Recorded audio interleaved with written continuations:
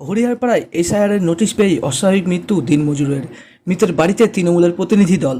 জানা গিয়েছে ভোটার তালিকায় বাবার নামে গড়মিল ছিল হরিহরপাড়ার রায়পুর গ্রাম পঞ্চায়েতের জিতারপুরের বাসিন্দা নিমাই মালের।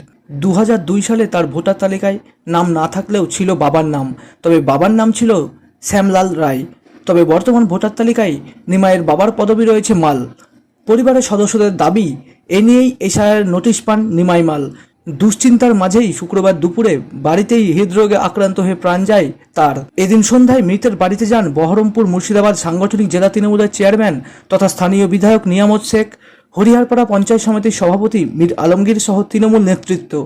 জেলা তৃণমূল চেয়ারম্যানের দাবি, এশায়ার আতঙ্কেই প্রাণ গিয়েছে ওই ব্যক্তির।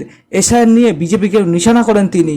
নিমাই মালের পরিবারের পাশে থাকার আশ্বাস দেন নিয়ামত শেখ। যে মানুষকে যেভাবে একটা আতঙ্ক সৃষ্টি করেছে বিজেপি সরকার, তাতে আমাদের অনেক মানুষের প্রাণ গেছে, অনেক আত্মহত্যা করেছে। আজকের কেসে আত্মহত্যা না হলে হার্ট অ্যাটাক করে গেছে, মানে প্রেশার নিতে পারেনি। যার জন্য এই দুঃখজনক ঘটনা সকলে এখানে দেখা করতে এসেছে।